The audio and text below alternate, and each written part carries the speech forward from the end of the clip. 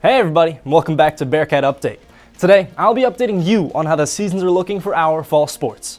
From cross country clinching a spot at the national championship, to football reclaiming the MIAA crown. We've got a lot to cover, so let's get right into it.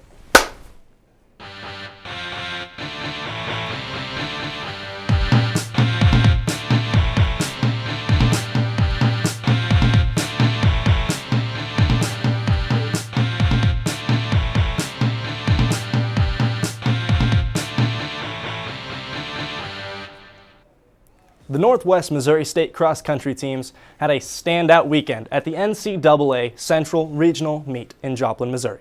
Both teams continued their historic seasons, with the men securing first place and the women placing fifth. The men totaled 72 points to secure the regional title, with 4 runners finishing in the top 25. Senior Aziz Muhammad led the charge, finishing first in the 10K race and recording the second fastest time in program history. Fellow senior Drew Atkins followed close behind in second place with the 4th best mark in school history. Maxime Touron, Grayson Tapp, and Barnaby Gabier rounded out Northwest scoring, with each placing in the top 25. With the victory, Northwest will travel to Kenosha, Wisconsin on November 22nd to compete in the national championship. The women placed 5th with 156 points, highlighted by sophomore Olivia Backer, who ran the 6K in 21 minutes and 15 seconds. Good for the 4th best time in program history. Other Bearcats that helped secure the top 5 finish include senior Lydia McLaughlin, junior Mason Hartley, and senior Lou McQuare, who all recorded top 15 times in school history. The team will await word on an at-large selection to the national championship that will be awarded Monday by the NCAA. The women's soccer team fell 1-0 against Missouri Western on Friday at Bearcat Field. Despite a strong defensive effort and several scoring chances, the Bearcats couldn't quite find the back of the net. The loss brings Northwest's final season record to 10-6-1 overall and 7-4-1 in the MIAA, tying them with Missouri Western for 4th place in the conference. After a scoreless first half, the Griffins broke through in the 81st minute despite a great performance from goalkeeper Lily Ellis. Ellis recorded 8 saves and brought her season total to 93 and career saves to 363, which is the second most in program history. Yamena Arnau led Northwest's attack with multiple shots on goal. Northwest will look to bounce back as postseason play begins Sunday, where they will rematch the Griffins in St. Joe. The volleyball team split a pair of matches this weekend, earning a 3-1 road win over Missouri Southern before falling 3-0 to Central Missouri. On Friday, the Bearcats faced the Lions, where Cassidy Mowinkle led the attack with 18 kills and a double-double, while Abby Boltice tallied a season-high 20 kills and 16 digs. Setter Ella Caffrey dished out 53 assists, marking her 3rd 50-plus assist match of the season. This victory marked Northwest's 13th straight win over the Lions in Joplin. Saturday's matchup proved tougher as the Bearcats were swept by Central Missouri. Kate Frakes led with 7 kills, while Caffrey added 22 assists and 10 digs.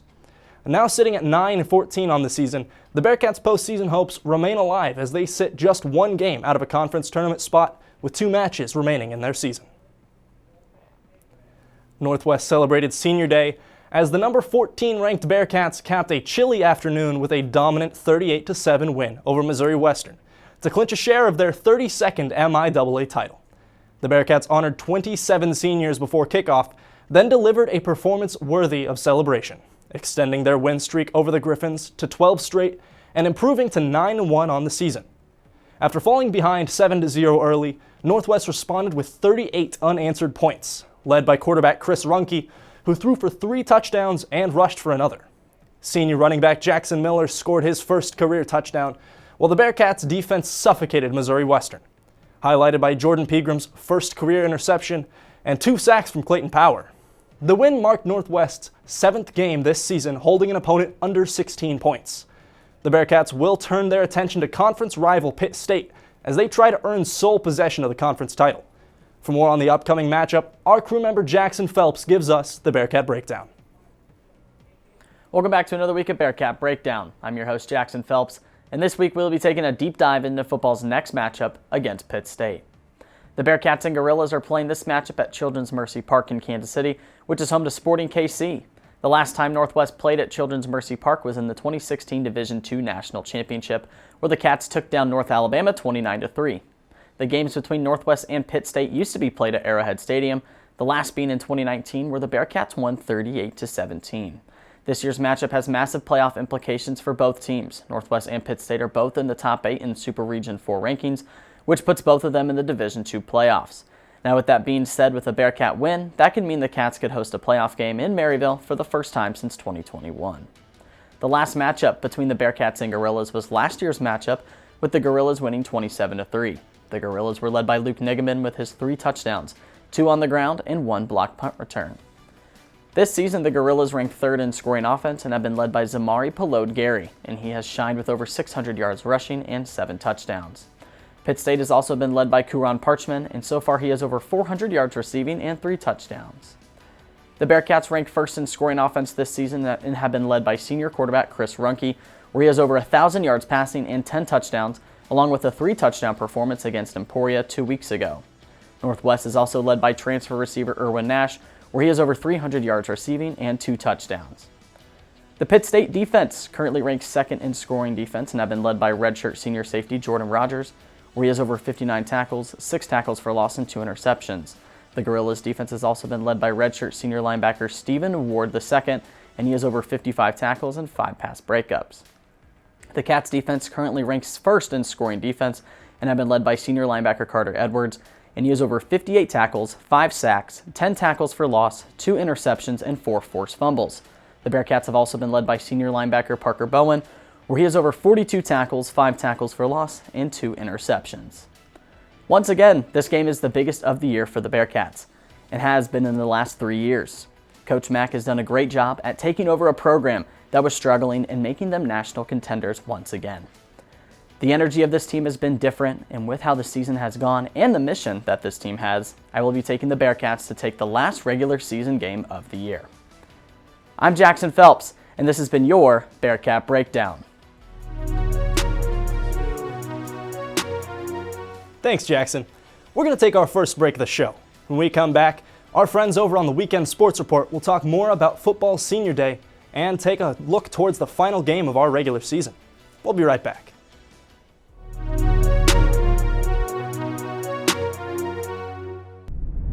For over 100 years, the Northwest Missourian has been the cornerstone of campus life and the greater Maryville community, covering topics that have shaped our society and capturing the history of Northwest Missouri's life.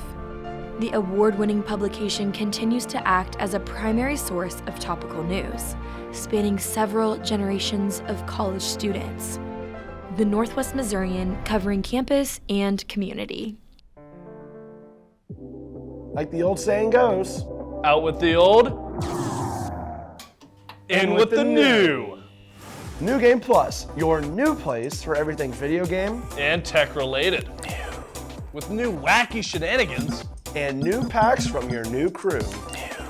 So get ready, we're skipping the tutorial with this one. So watch New Game Plus right here. Tuesdays at noon on KNWT.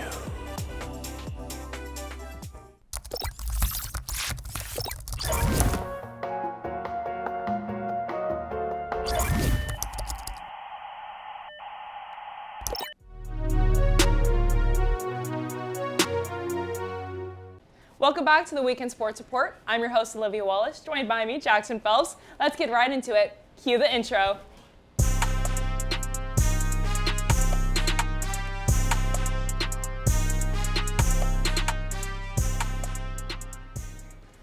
Jackson, we're almost in a new era of Bearcat football. We're currently 8-0 in MIAA play, the MIAA champions, if you will. Yeah. Just talk about that new era of Bearcat football.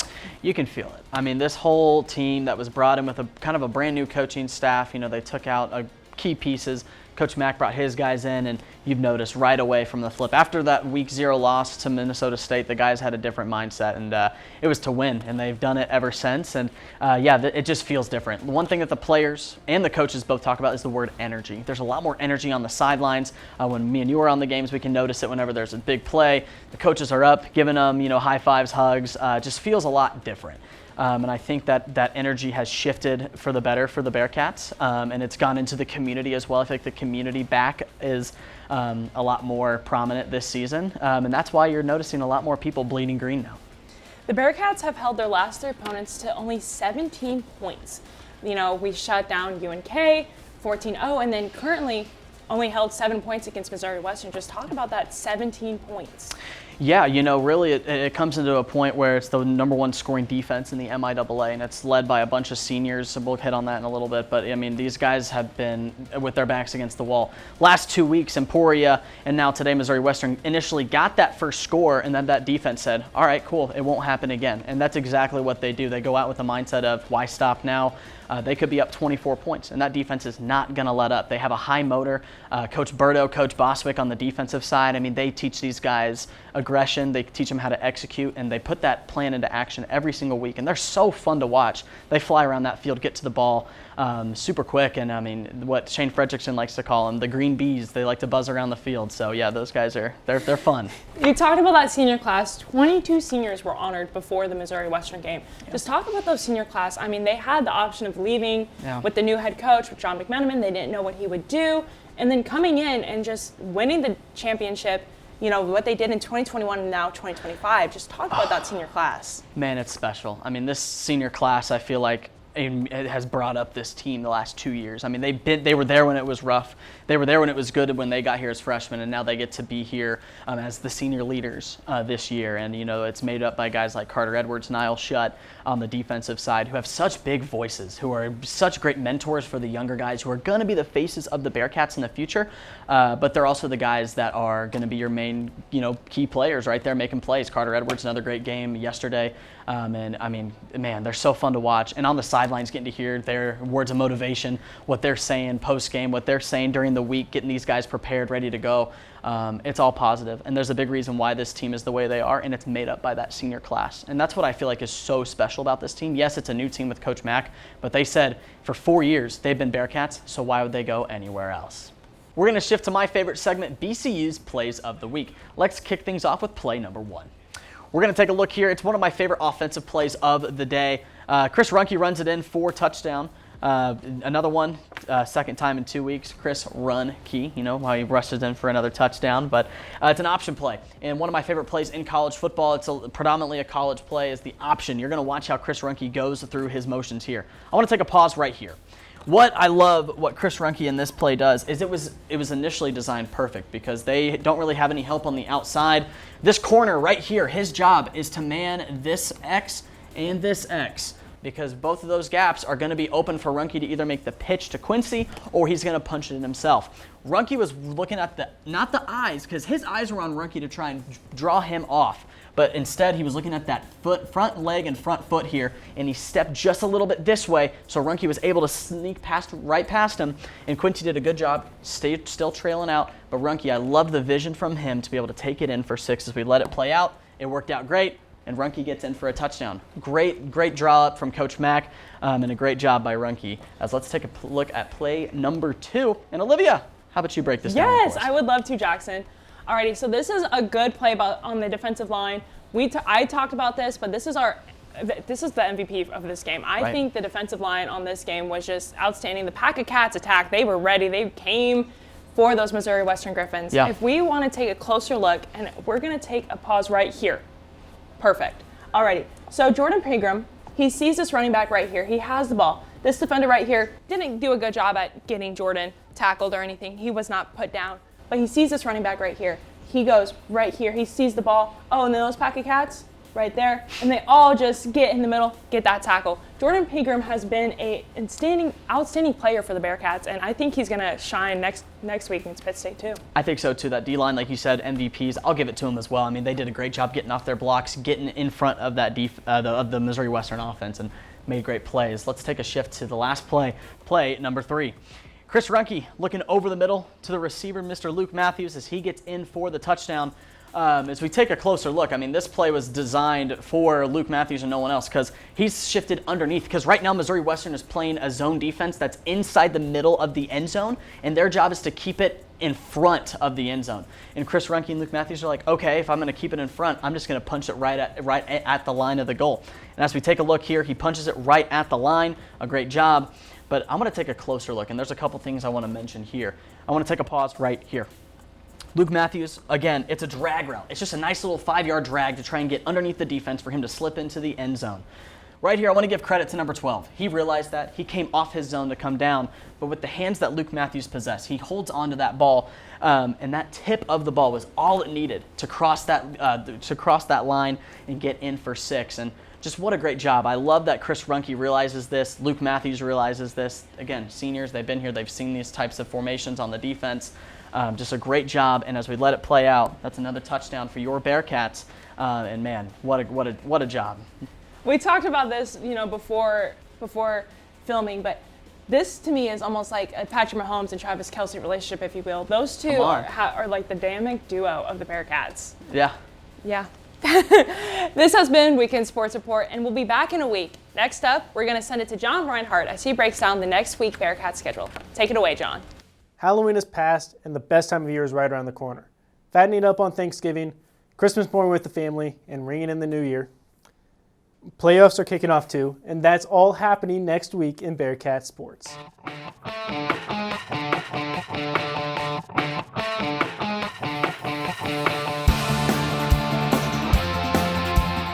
Volleyball starts the final stretch of their season on Thursday against Nebraska Kearney.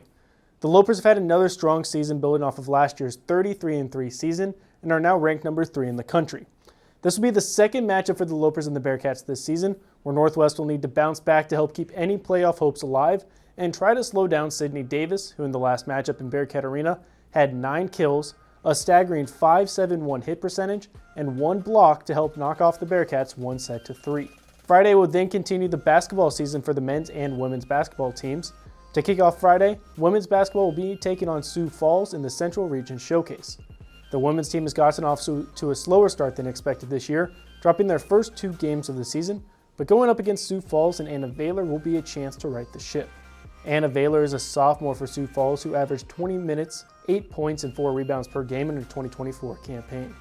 In the second game of the Central Region Showcase, the Bearcats will be taking on the Wayne State Wildcats. The Wildcats continued a stretch of underwhelming play last year, continuing a trend of only having 1 season above the 500 mark since 2017-2018. Kyla Van Donker's goat is a bright spot on this Wildcat squad, averaging 11 points a game and controlling the boards with 5 rebounds per game, and she'll be the target for the Bearcats to neutralize to have success in this matchup. And for the Bearcats, even with the slow start, someone starting hot is senior Ella Moody, who has 9 rebounds and 4 assists per game, which blows her numbers from last year out of the water, where in 2024, she only averaged 2 points and less than 1 rebound per game. Men's basketball will then be taking on the Hilliard Tip-Off Classic in St. Joseph against St. Cloud State and Augustana. St. Cloud was a very strong team last year, finishing 8 games above 500 at 20-12, before ending their season against Minnesota State in the second round of the NSIC tournament. In that game, Luke Winkle nearly matched his season high in points with 20 and field goal percentage, and is now entering his sophomore season, is looking to build upon what has been an impressive start to his career. The Bearcats will then take on Augustana on Saturday in a rematch of last season's opener, where then a number 20 ranked Bearcat team was dismantled in St. Joseph 72-50, which gave a grim taste of what was in store for the 2024 campaign for Northwest. Tamron Ferguson had a strong debut for the Vikings with 13 points, 7 rebounds, and 6 assists, and continuing on his freshman campaign last year, averaged 10 points, 4 rebounds, and 3 assists. With the Bearcats opening up their season of 1-1, transfers have been the story of the season so far. Aiden Gare and Matthew Mays are making impacts, but just as if not more noticeably is Southern New Hampshire transfer Royce Williams, who's already averaging 14 points and 5.5 rebounds, and was a big part of the win over UMSL with 17 points. Volleyball will then be finishing off their regular season on Friday on the road against Fort Hays State. Northwest started off early conference play against the Tigers this season and were swept in Bearcat Arena 3-0. In this matchup against the Tigers, the key will be keeping the ball off the ground in the middle of the court, and both Kirsten Evans and Carson Van Scoy take pride in that aspect of the game, being the dig leaders on both sides of the net. Then, rounding out the week, Bearcat Update's game of next week is making a trip down to Children's Mercy Park in Kansas, as the Bearcats are trying to clinch the solo share of the MIAA championship for the first time since 2021, where the Bearcats ran away with the conference from the start, with their only loss coming against Washburn on a game-losing safety. This could potentially be a top 10 matchup going into next week, with the Bearcats going into the week at 9-1, and the Gorillas being 8-2.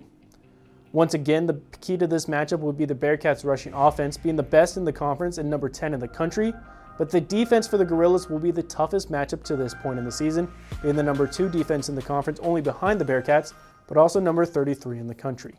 That's all that's happening next week in Bearcat Sports. For Bearcat Update, I'm Jon Rinehart. Thanks, John. We're going to take our final break of the show. If you like what you see, make sure to like, subscribe, and click that bell to be first to know when we post new content. When we come back, our reporter Cayden Simpson sits down with football offensive coordinator Collin in another Bearcat Update exclusive interview. We'll be right back.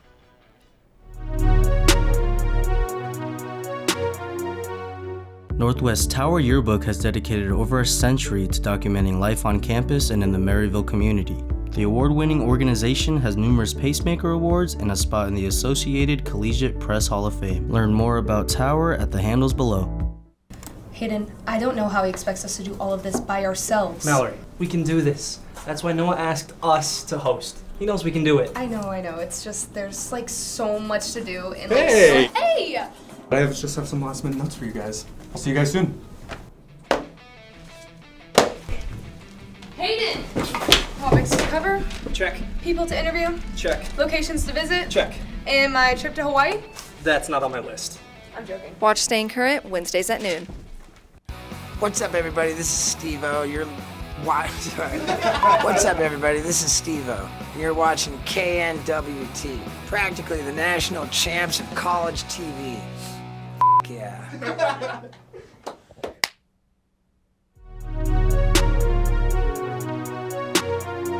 Welcome back to Bearcat Update. Prior to the dominant win over Missouri Western, our reporter Cayden Simpson was able to sit down with offensive coordinator Collin to talk about the things that have made the Bearcats offense so prolific this year. Good afternoon, Bearcats, and welcome to this week's Bearcat exclusive interview. Today, I'm here with the offense coordinator, Collin. And how are you doing today, Coach? I'm doing good, real good. All right, and so the first question I have for you is, so you have coached some of the top offenses in D2 football. What kind of philosophies or strategies have you brought to the Bearcat offense so far this season?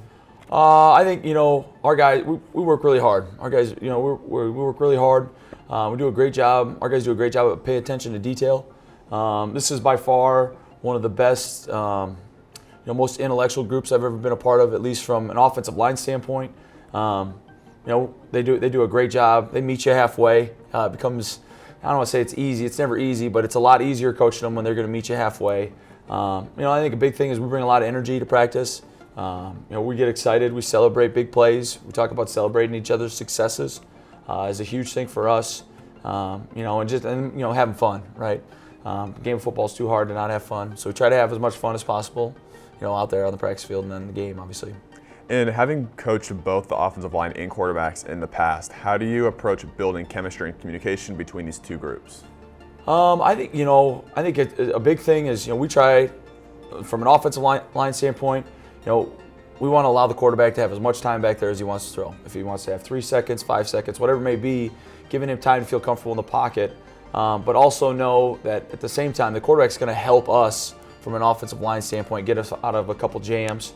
I think it's a big thing. We do a lot where we want the quarterback to, he sits down next to us on the bench and we're going to talk. So we're kind of in sync, with what we're doing, when we're calling protections or we're calling run schemes and things like that. So trying to get them involved, with one another and make them talk with one another a lot.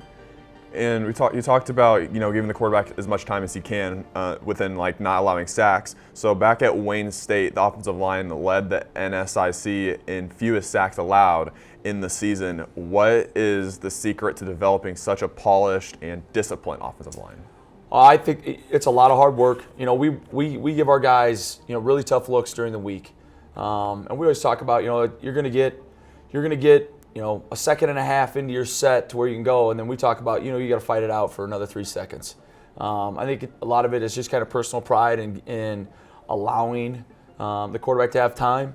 But I think this year, I think our quarterbacks, between Z and Chris, those guys have probably saved us, 6, 8, 9 times, where they've gotten out of a jam, where there's a free rusher, we get beat. So the quarterbacks, I think, are also they've got a little correlation to do with with the sacks allowed, and then obviously trying to put those guys in positive situations, not to put them, where, hey, we want you to take a lot of time and we're getting a zero pressure look or whatever the defense may be doing. So I think it goes hand in hand. Obviously the O-line up front, you got to fight it out and, personal pride and not letting your guy get to the quarterback. But I think the quarterback at the end of the day is going to help us more times than not and not getting sacked. And being a part of multiple championship and playoff teams like in the past, what lessons from those experiences have shaped your offensive approach going into big games down the stretch? I think, we just treat every game's a big game. You got to treat every game, like it's potentially your last. We talk a lot about not being satisfied.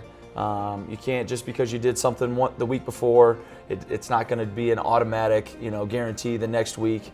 So each week, we feel that we're going to get everybody's best shot, and we're going to see something.